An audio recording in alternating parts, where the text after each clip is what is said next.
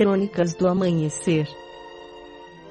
Por Feijão Centro Espírita Allan Kardec. Balneário Gaivota, 22 de janeiro de 2019. Os muros de pedra e os muros invisíveis.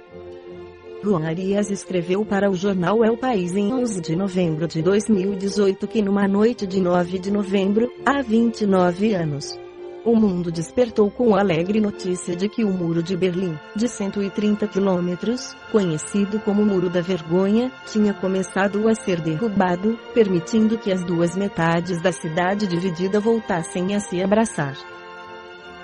Se as muralhas de pedra, da chinesa até as de hoje, passando pela romana de Adriano, foram sempre um símbolo do medo em relação ao inimigo, atualmente os muros invisíveis são ainda mais graves, porque também nos separam espiritualmente. Os muros de pedra e cimento que continuam sendo erguidos no mundo revelam a incapacidade de saber viver fisicamente em liberdade, enquanto os muros invisíveis das ideologias que nos separam, às vezes até mesmo entre amigos e familiares, são construídos com a incapacidade de dialogar e de aceitar quem é diferente. Se os muros físicos simbolizam a incapacidade de resolver as diferenças usando os instrumentos das democracias modernas, os muros invisíveis que erguemos por não saber ler a angústia e as razões do outro podem nos conduzir a rupturas mais profundas e mais difíceis de consertar.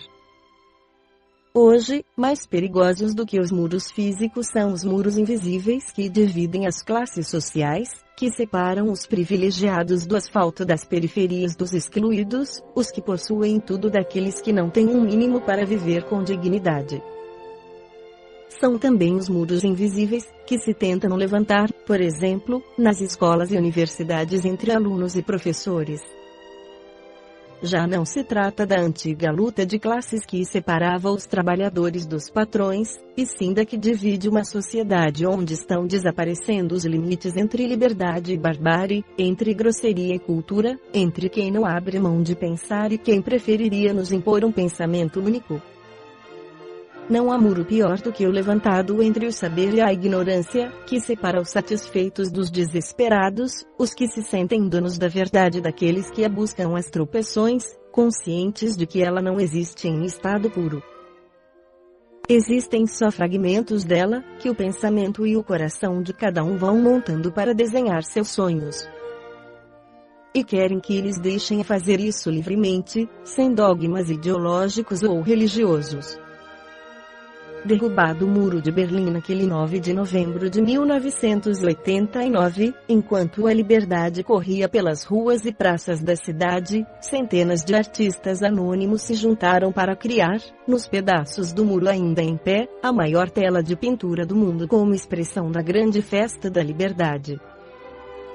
Não era fácil ultrapassar aquele muro de cimento nem mesmo com permissões oficiais.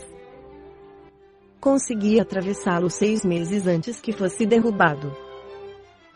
Lembro-me da incômoda liturgia que fui submetido antes de poder passar de carro para o outro lado.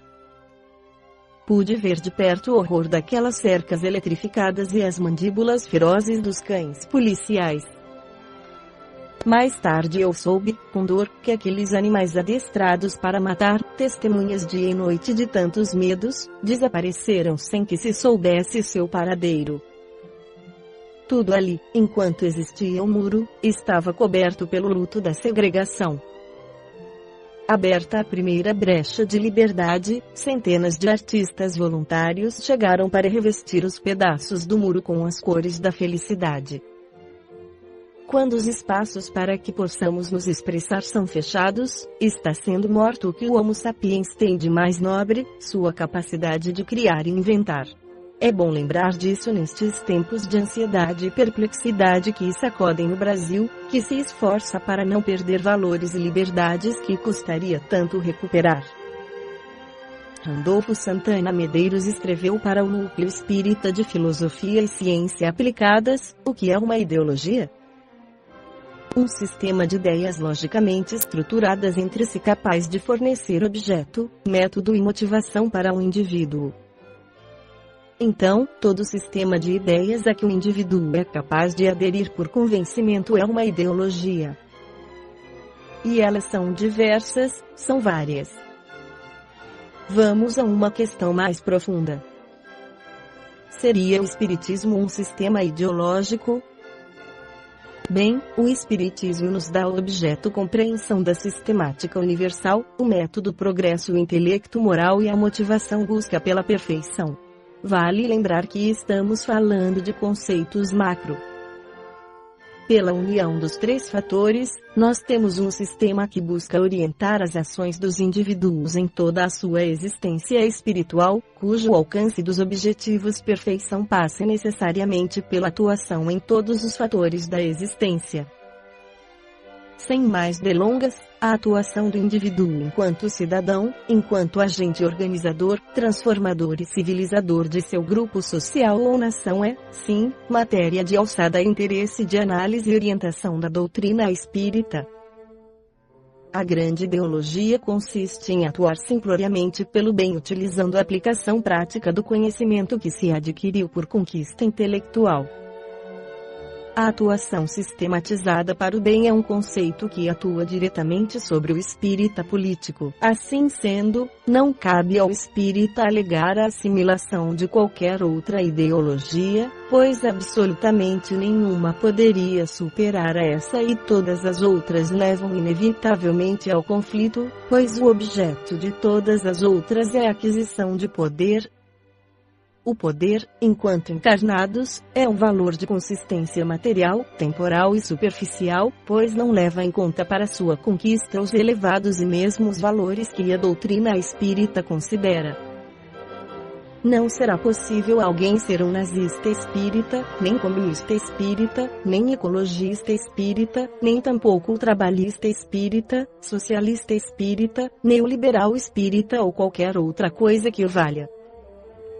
Os valores preconizados pelo espiritismo estão todos acima destas ideologias e o método espírita, a lógica doutrinária são capazes de suprir todas as posturas que um indivíduo deve ou deveria manter sobre sua sociedade. Assim sendo, sim, é possível um sindicalista espírita luta pelo progresso e liberdade é legitimada pelo espiritismo.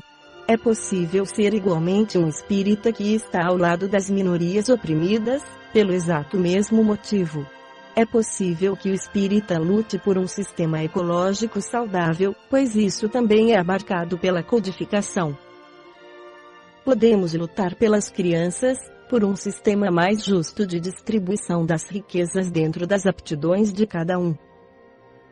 Em suma, podemos fazer tudo o que as demais ideologias alegam estarem fazendo. Podemos fazer tudo o que os partidos políticos anunciam que positivamente iriam fazer. A questão passa a ser não adesão simples a um sistema ideológico, como o espiritismo. A questão passa pelo indivíduo compreender realmente o que vem a ser o espiritismo, raciocinar pela sua intensa e profunda lógica doutrinária e ser coerente na aplicação prática, cotidiana, cidadã, de todos os preceitos que essa lógica orienta.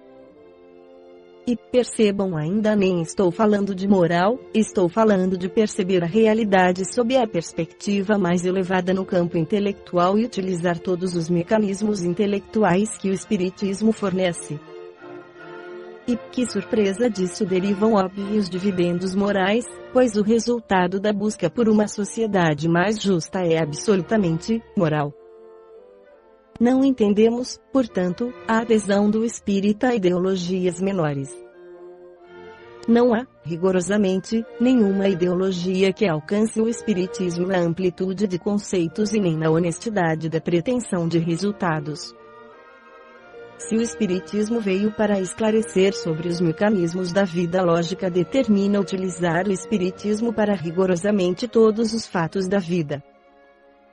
Menos do que isso seria, de fato, considerar o espiritismo uma mera religião e mantê-lo departamentalizado, como costumamos fazer em nossa compreensão primitiva. Nós temos uma postura para o trabalho, uma preocupação para a família, um prazer social e um dever espiritual.